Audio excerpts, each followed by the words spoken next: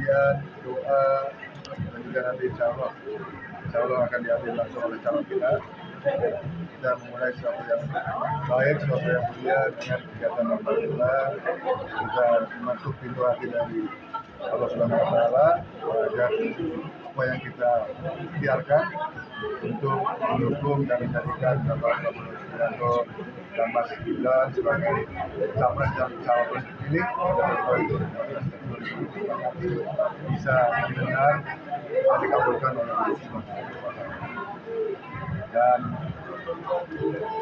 posko ini kami bentuk berdasarkan dari panggilan kami untuk mendukung dan memastikan pasangan Prabowo Gibran bisa menang di dalam Pilpres 2024 nanti, karena kami percaya bahwa kemungkinan dari Pak Prabowo dan Mas Gibran itu merupakan kepemimpinan yang dibutuhkan oleh bangsa ini, oleh bangsa kita, karena kepemimpinan mereka itu akan saling mengisi, kepemimpinan yang kuat dan tegas.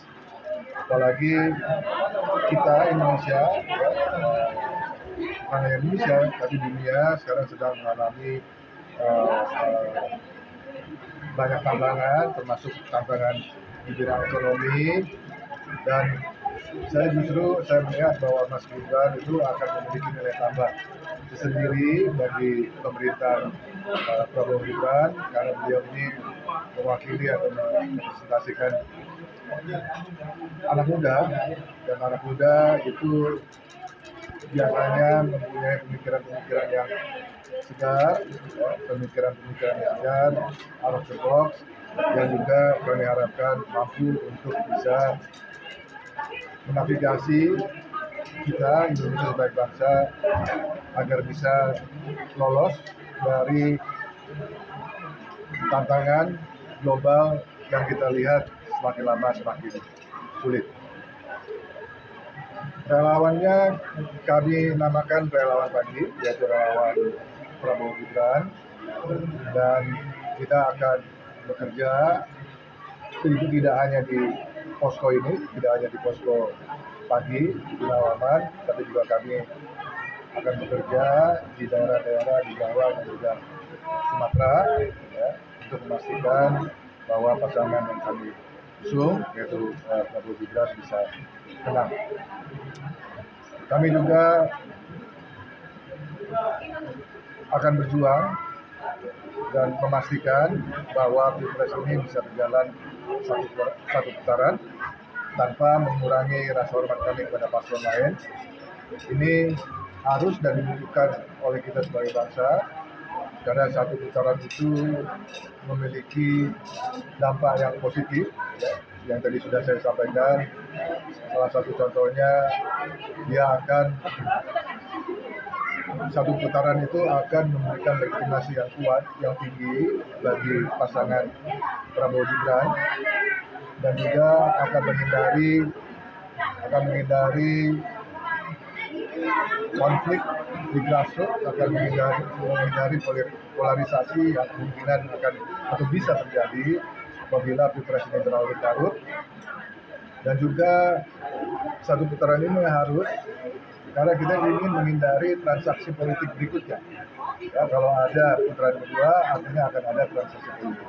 Ini bukan berarti, jangan salah mengerti, ini bukan berarti bahwa koalisi Indonesia Maju di bawah pimpinan Pak Prabowo dan Mas Gibran itu menutup pintu bagi kekuatan lain untuk masuk ke pemerintahan. Ini merupakan sepenuhnya hak dari Presiden terpilih nanti, yaitu Bapak Prabowo Subianto. Kemudian juga kita lihat bahwa satu putaran itu bisa membawa dampak positif bagi anggaran negara, yang kita bisa menyelenggarakan Pilpres lebih efisien. Apakah Kopi Pagi yakin bahwa kita bisa satu putaran? Insya Allah, dan kami sangat yakin, karena kami melihat bahwa koalisi yang mendukung Indonesia Maju, Pak Prabowo dan Mas Gibran, ini merupakan partai-partai yang merepresentasikan kekuatan masyarakat yang besar, ya, dari mulai Partai Gerindra, Partai Golkar, Demokrat, PAN, dan partai-partai lain. Jadi kekuatan masyarakat sangat real dan sangat kuat dan sangat besar. Kami juga didukung oleh tokoh-tokoh nasional, ya, banyak sekali yang mendukung kami, yang mendukung Pak Prabowo dan Mas Gibran, dan juga tokoh-tokoh informal. Ini semua menjadi keyakinan kami, menjadi dasar kami yakin bahwa Pilpres ini bisa kita menangkan dan selesaikan dalam satu putaran.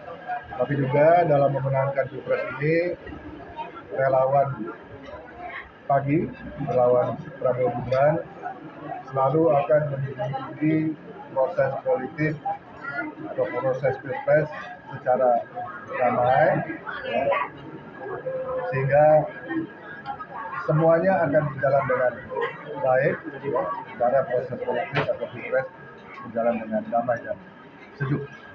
Saya kira itu yang bisa saya sampaikan. Pak Hasan, ada yang ditambahkan sebagai koordinator? Ada pertanyaan? Ya. Itu ditanyakan kepada Mas Gibran saja langsung. Tugas kami dari kopi pagi ini adalah memenangkan pasangan Prabowo dan Gibran. Itu aja, dan itu sudah ada aturannya. Ya, kalau di luar jam kerja, misalnya di atas jam 5, saya kira tidak bercuti. Ya. Weekend tidak bercuti, karena memang weekend itu pada dasarnya hari libur, sehingga kami para menteri tidak bercuti. Tapi kalau ada kegiatan-kegiatan yang memang harus dilakukan di jam kerja, tentu kami akan mengambil.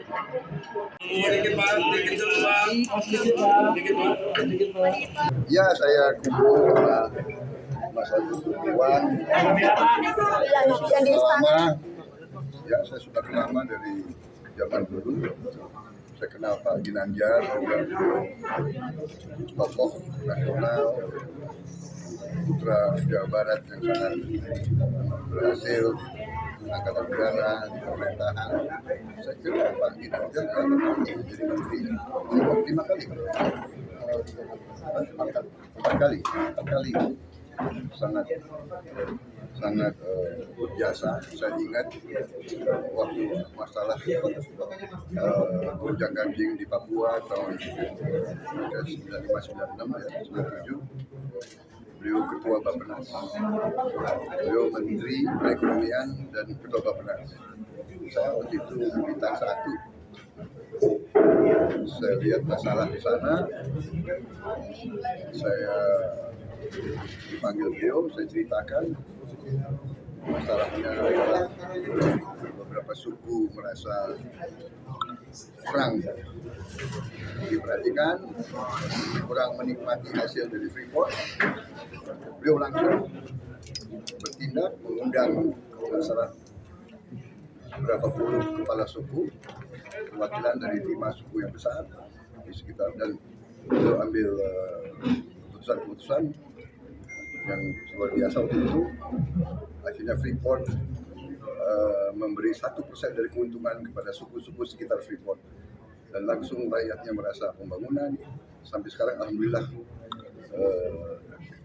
itu berjalan terus sampai sekarang. Itulah hubungan saya sama Pak Ginanjar. Jadi kita dulu bekerja sama, dan sekarang saya juga menjadi rekan beliau di kabinet. Beliau Menteri Perindustrian juga. Jadi saya sangat terima kasih.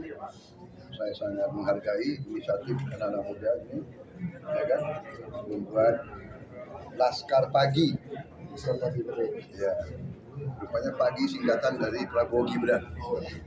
Dan ini dia bikin posko kopi pagi, posko pemilih Prabowo Gibran, dan juga tempat nongkrong kopi, dan dia tahu saya suka kopi juga. Ya, mereka ceritakan ini ingin terlibat dan membuka tempat ini, siapapun boleh datang, katanya wartawan pun boleh datang, makan gratis, ya kan? Free flow, jadi makan sekenyangnya aja, tapi nggak boleh dibungkus baplan ya. tukang ojek juga boleh. Saya suka konsepnya keterbukaan, konsepnya adalah apa ya, pergaulan, kerakyatan, egaliter, inilah ya, suasana kita seperti itu. Anak muda, ya kan? Tapi orang tua juga boleh. Jangan dibatasi dong ya. Ada ketuaan gitu.